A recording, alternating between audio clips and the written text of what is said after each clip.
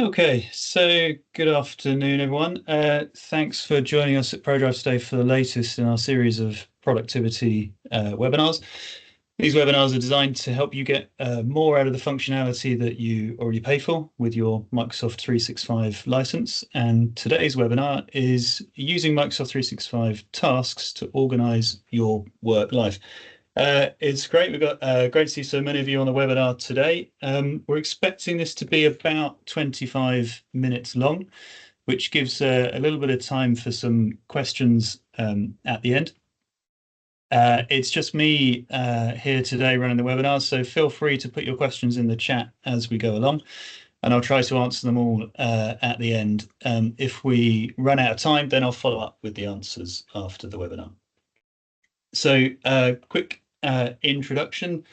For those of you that don't know me, Matt Taylor, I'm the technical director at ProDrive IT.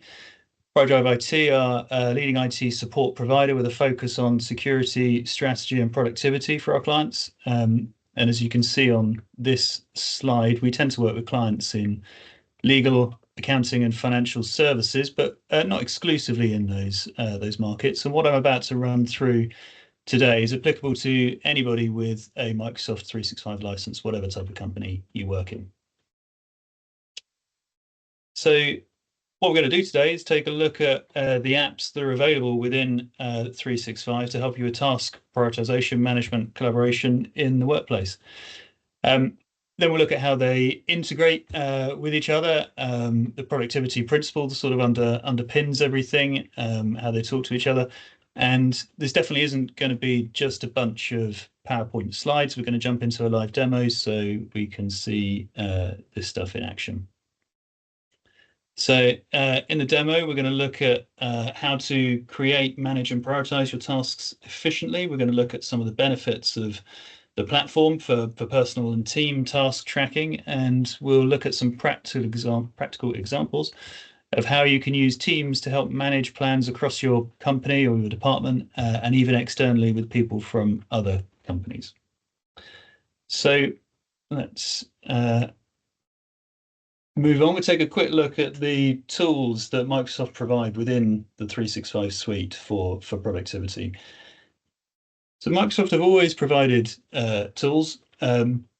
Currently at the moment, I mean, they do change over time, but currently we have To-Do, we have Planner, we have Outlook, we have Teams, and more recently, these have been joined by Loop. So you might be thinking, how can using 4 or 5 applications to manage my work make me more productive? The answer lies in the fact that you don't have to use all these applications, but if you need to or you choose to, if you want to rather, the integrations between the applications, in other words, how they share data between them, makes it possible to work in whatever way that you want to, and whatever way that your team wants to. Some people can get a little bit overwhelmed with all this if it's sort of brand new to you. They're unsure of what each app is supposed to be used for. So we'll run through that quickly now. We're sending some links out with the slide deck after the webinar, and that's got further sort of resources and reading if you want to sort of dig a bit deeper into it. So taking these sort of one by one, To-Do is where all your tasks are centralized, and that point is key, really. So that's where you can come to look at everything together. You can add in your new personal tasks reminders into To-Do in a variety of ways, which we'll see in a moment. Planner is where you would collate tasks into sort of mini projects, and where you can assign tasks to others and see the status of those tasks. Planner's been reworked by Microsoft recently in order to improve the functionality, effectively to make these integrations I'm talking about sort of possible.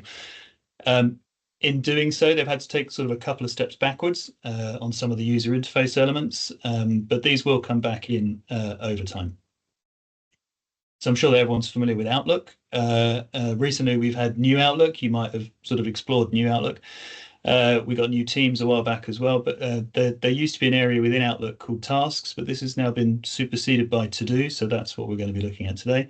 And what you see in Outlook, and this is one of the things that Microsoft have been working towards, is that when you look at the To-Do app, it's the same when you look at it in To-Do as it is when you look at it within Outlook. So on here, we've also got Teams, and I'm sure most of you are using Teams in your sort of day-to-day work life. And this is where we come across one of the first sort of gotchas in this little sort of ecosystem, in that probably what you'd naturally think is that you want to add an app called To Do into Teams to look at your tasks, but it doesn't exist. You can't do it. And it kind of makes sense, really, because Teams is primarily a collaboration app. So when you think of it in that way, the app you want to be adding into Teams is Planner. And when you add Planner in, you can then see all your tasks, whether they're your personal ones or ones that have been assigned to you within Teams.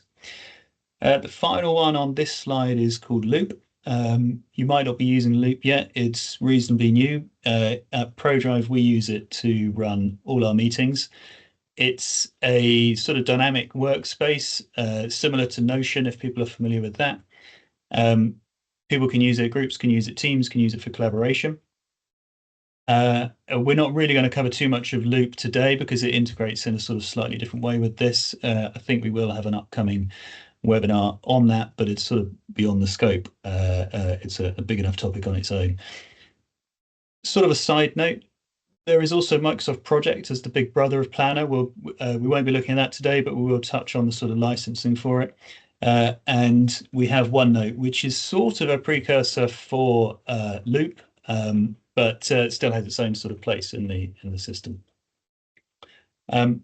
So I think, as I mentioned, there have been lots of changes to this system recently, and it's still a sort of pretty dynamic situation. New features are being released all the time, and the updates are being released. So what we see today will probably look a bit different in only a few months' time. The point here really to reinforce is that Microsoft have made the engineering changes under the hood, as it were, to make all these integrations possible and to make them work. What they're doing now is just sort of putting the icing on the cake and making it look and feel a bit better with the user interface elements. So what does this mean? How do these apps talk to each other? Looking at what sort of underpins this, and this slide sort of illustrates that the new To Do app is key to all of this. And what it means is that Planner makes sure that all the tasks that are created there are also visible in Microsoft To Do. Outlook passes its tasks to Microsoft To Do. Teams integrates with Microsoft To Do. So To Do is the key to all this now. It's the hub, if you will. But you don't even really need to use the To Do app if you don't want to. You can access your tasks in the other applications with the embedded apps. You can see again we're missing Loop from here because it integrates in a slightly different way. And with Loop, just a quick mention, you can create these Loop components that can be embedded in other applications. So you could create a Loop component that had sort of tasks that captured actions from meetings and things like that. We will cover that in a separate sort of webinar. So all of the applications that I've mentioned, with the exception of Planner, actually have a dedicated app that you can install on a PC. If you prefer, you can just use the web versions, and that's what I'm going to use today for ease of use during the demo. So for today's demo, we've got a 365 tenant, a demo tenant for a fictional company called SynthTech, which has several different sort of users and some data sort of populated within it. We're going to look at the productivity tools from the point of view of two different employees. We've got David, who works in the finance team at SynthTech. Perhaps he doesn't have the best memory in the world, needs a bit of help with things. And we've got David's boss, Isabella, who's spinning up a new project and needs David to contribute to it and to work on some tasks. As I run through this, you can open up To Do in your own web browsers. You can see the URL. So as long as you're signed in with your 365 creds, you'll be able to sort of follow along and try some of this stuff for yourselves. So we're going to start with Microsoft To Do and run through the basics of task management within To Do and see how this can help David. So let me just get David's screen across here. So you can see the URL if you want to sort of play along, todo.office.com, sign in and you'll see sort of similar to what we're seeing here. So we're logged in here as David. He's actually David Smith. You can see up here on the top right. David hasn't started using To Do yet, so he doesn't have any tasks showing at all in To Do. Before we get into the tasks themselves, let's just take a quick look at some of the sort of settings that are available. So by now, standard settings cog to access the settings. And you can see we've got some options here. You can change the way that it displays sort of new tasks or starred tasks and things like that. So it's various options. These, again, like the rest of it, they change all the time. They're being updated. So what isn't available now might be available in a few months' time. We're going to just go into this smart list section and just make sure that we turn on all and completed. And the sort of eagle-eyed amongst you might have spotted they've just appeared on the left-hand side of the screen here. We just want to make sure that those are visible for the demo. What you can also see next to the settings cog is the standard help question mark. So you'll find some help articles. You can search help and things like that. Less used, I think, less known about bullhorns. Click on the bullhorn. Tell you what's new within the application. So a good place to come to sort of keep updated with the latest sort of features that are being released. So let's have a look at these sections down the left-hand side of the To Do app. Going to start counterintuitively at the bottom, and we have one called Tasks. We've got an old one that's completed there. Tasks is sort of the default bucket for if you create a new task, it will go in there by default. Flagged emails, one of the integrations with Outlook is if you use flagged emails in Outlook, they will appear in here as well. Assigned to me is where you would see tasks that have been assigned to you from other people in creating plans in Planner.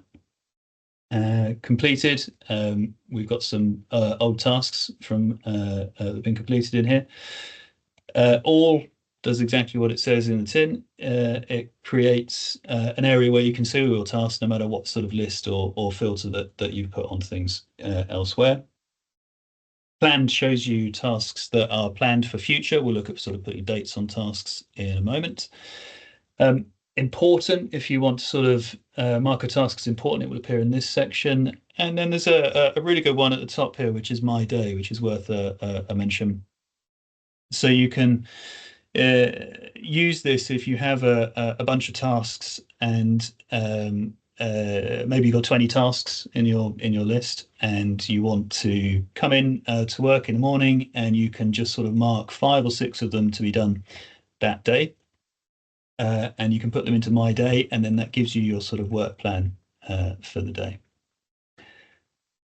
So now we've taken a look at what's on the screen. We want to add some tasks into here for David. So we're going to click on the task bucket, and we're going to add a task in here. So David's been told he has to complete a health and safety course. He's also an avid reader, so he wants to remind himself that he's got to read a book called The Art of Memory.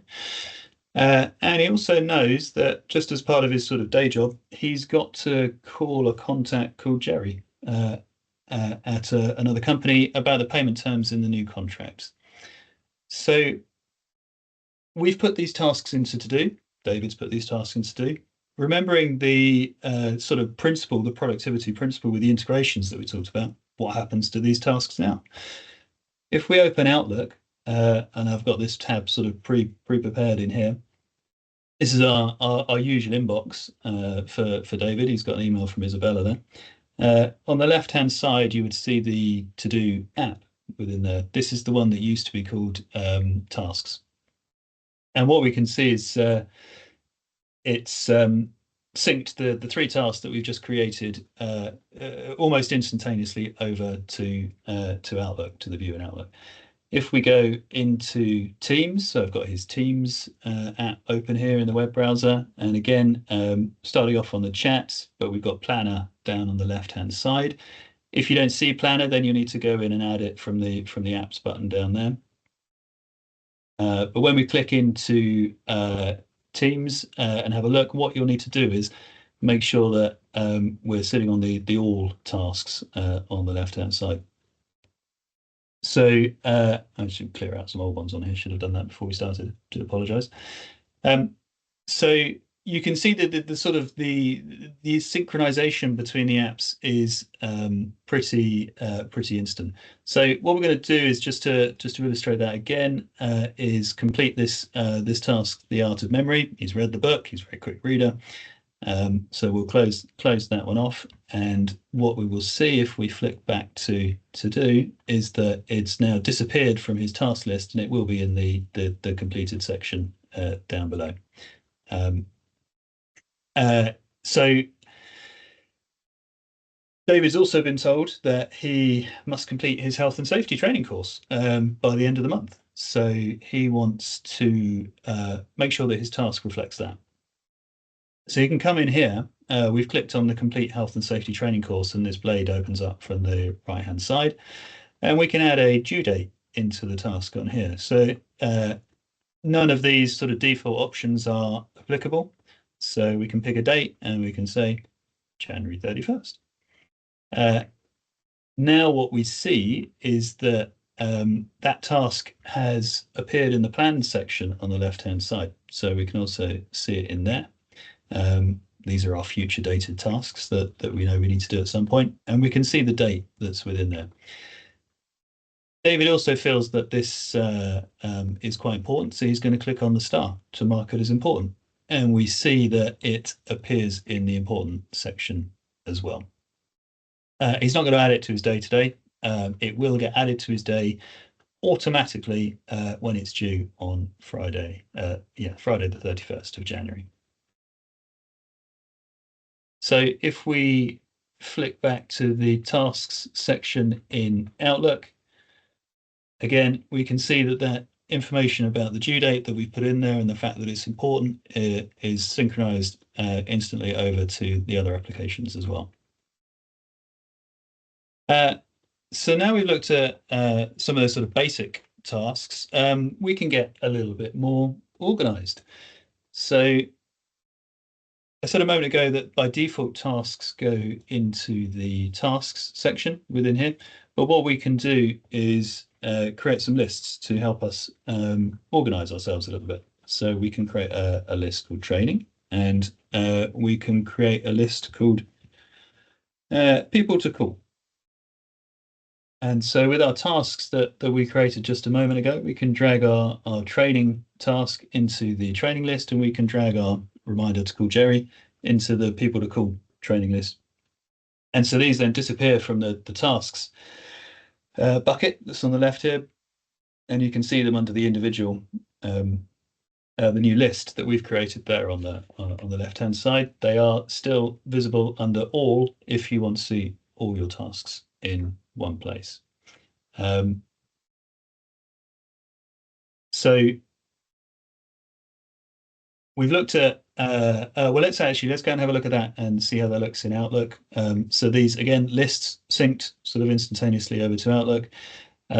In Teams, it looks a little bit different in Teams, actually. You have to go to plans. So the lists that you created in To-Do, when you look at them in Planner within Teams, they appear as plans. But we've got our plans here that are people to call. What we can do with these plans is pin them.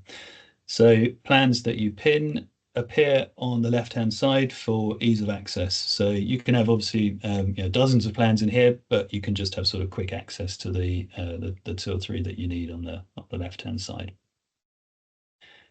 So that's the sort of simple task management. We'll look at sort of combining multiple tasks into plans within Planner. So to do that, I'm going to switch to David's boss, Isabella. So Isabella wants to roll out some new software to help with forecasting. She wants to manage this using the built-in tools within 365. So Planner is the tool that she needs to use. So we've got To-Do open here. We'll just flick over to Planner. And again, Isabella hasn't really used this before, so she's got nothing in there at the minute. If we say create a new plan, we can start with a basic one, but we do get some built-in templates. So we're going to choose the project management template here. to use that and give this a decent name. Roll out new software, and we'll click create for her. So what this has done is create a series of tasks automatically for us using the template. We're looking at them using the board view within here, which if you've ever used Trello or something like that, similar to that, we've got the different buckets again, initiating, planning, executing, and you can move these around as you want to. Essentially, they're just buckets to keep the different tasks organized. So we're going to pin this task so it appears on the left-hand side so that Isabella can find it easily. And you can see here that these tasks look a little different to the ones we saw a moment ago, but in reality, they're the same. These have just got a little bit more information in them. So this first one has got some checklist items defined, and we've got some categories, these colors, sort of blue and pink, that have been assigned. So Isabella wants David to handle these initiating tasks. She's delegating down to him. So she wants to assign to David. So obviously she'd come in here, she'd click assign, and we type David. And so what we see is that David is a none member listed here. So that means that he doesn't have access to this plan yet. If we click on it, so this plan hasn't been shared yet. So we need to share this plan with a group in order to make it accessible for other people in the team. So we're going to add to an existing group that already exists within this SynthTech environment. And it's just a single group for the whole company, small company. And we click add. Nice. Plan has been added to a group. So that's great. And now if we want to come back in and assign it to David, we see that the flag of being a non-member has disappeared, and we can assign this task to him. We also want to assign the develop strategies and plan task to David, so we'll do that there as well. And we can see that we got the nice little picture of David down the bottom, so we can see who it's assigned to. Isabella also thinks that David's going to need some help from Alex, the CTO, in identifying the sort of goals and objectives. So you can actually assign a task to multiple people. So we can see that Alex and David are both assigned to this one. So if we flick back to David, now that he's been assigned some tasks, what does that look like for him? So this is now back on David's screen. And if we go into to do, these tasks will appear in the assign to me section. Let's just give the screen a little bit of a refresh. Genius. There we go. So we can see the two tasks that we've been asked to do by Isabella have appeared in here now. And what you can do, just like the other tasks, you can say, okay, this one's important. I need to get that done sooner rather than later. So I'm going to mark that one as important. And you can add it to your day as you see fit. So you can see how all this sort of builds up into a system that you can use to manage specific pieces of work, one-off projects and the like. You can also use it to manage recurring repetitive tasks. So you can create plans and put in all the different things that you need to do each week or month in order to keep the business going. So we're going to do that for David. So as it's a plan, we're going to drop into Planner, and we're going to create a new plan, and we're going to call it. It's going to be a basic one. We'll create it from scratch this time rather than use a template, and it's just business tasks, and we'll add it to pin plans automatically. So with these repetitive tasks that you need to do each month, so perhaps you need to remind yourself to pay the staff. Maybe you've got to sort of buy the biscuits or something. We can add those tasks in. But what we can do in here is say, well, okay, today's payday, and I need to do that every month. So I'm going to set this task to repeat every month. Now, when we look at the paid staff, we can see that it's changed a little bit. So it's got the little sort of repeating symbol down here, and it's got the date that it's next due down there. If we complete this task, rather than just sort of disappearing, it reappears almost instantly with the new date. a month later that you now need to pay your staff on that date. So you can see how this can be used to build up a sort of, rhythm of the business sort of plan that you can use to manage all those repetitive tasks that you need to do. Other examples of what you can use this for, you could perhaps create a plan for onboarding a new employee with all the little bits that need to be done for a successful start in your company. You can do that, you can create a plan, and you can use that as a template to copy each time that you need to use it. Okay, so what else can we do to get tasks in our to-do list? So I mentioned earlier that if you're in Outlook, so I'm just flicking into Outlook here. If you use flagged emails in Outlook, then you can see those in your task list as well. But you can create a task straight from an email if you want to. So if we come in here and go to Advanced Actions and Create Task, what we will see when we come back in here, let's give this a little refresh. There we go. Into our default bucket has come the email that we just created the task for, and you can see on the right hand side it's got some extra information here. So we can click on a hyperlink to open it, open the corresponding email if you want to. You can change the name of it if you want to have a more sort of meaningful name.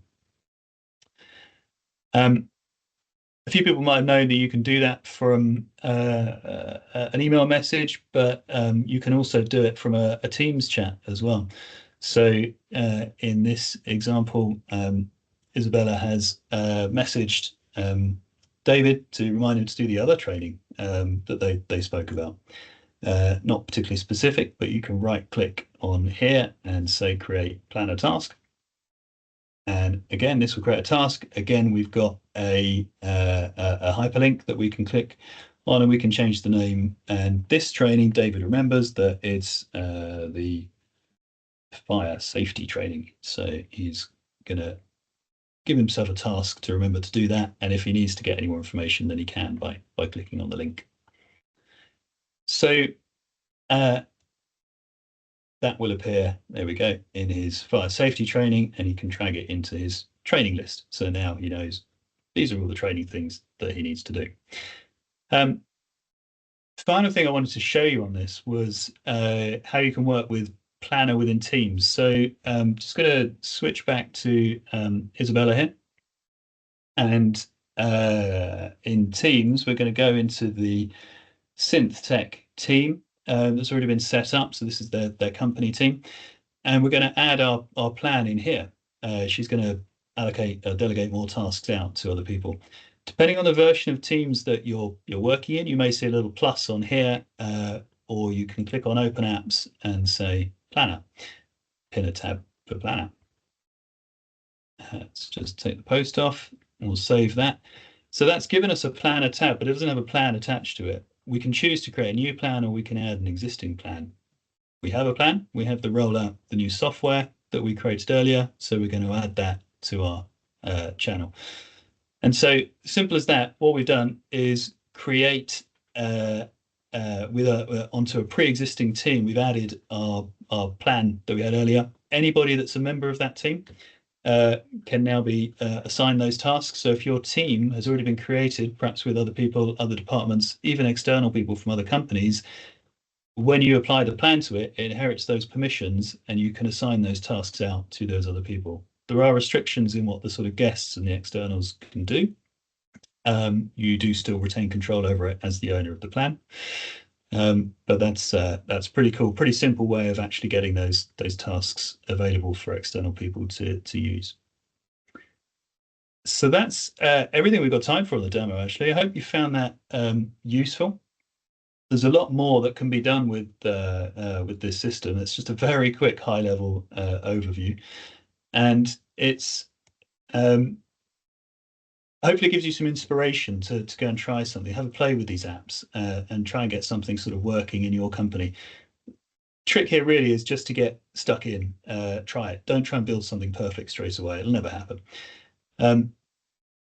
Just wanted to jump back into the slides here, show you that everything we've seen today is included in the basic Planner license, which is free. It's included in the 365 sort of Business Basic and Premium licenses that most people have. If you want extended functionality, you can buy that at the cost from Microsoft that you see there. So we've got plan one, and then we extend into the project plans as well for correspondingly more money. One thing I picked up today, just while I was sort of doing some last minute prep for this, was that the customize your planner background is coming very soon. So when they engineered all this stuff, uh, they took out the ability to customize the backgrounds, and a great sort of hue and cry about it on the internet from people that sort of really missed that functionality. So they're drip feeding this stuff sort of back in. I mentioned that we had some resources to share, so obviously we'll make these hyperlinks work on the PDF that goes out of the slide deck. And that's it really. So we're actually slightly over time already, but let's just check the chat, see if we've got some questions within here that maybe we can pick them off. There we go. Yeah, not sure who said that, but yeah, did not know you could add a task from emails and Teams. Very useful. Yeah, so it's one of those little sort of nuggets. Hopefully that's enabled somebody to work a little bit more efficiently. So that's it for today. So that's all we've got time for, and there are no more questions. So thank you all very much for attending. And if you've got any questions about anything else that we've covered today or what ProDrive does for our clients, don't hesitate to get in touch. I wish you all a pleasant afternoon and hope to see you next time. Goodbye.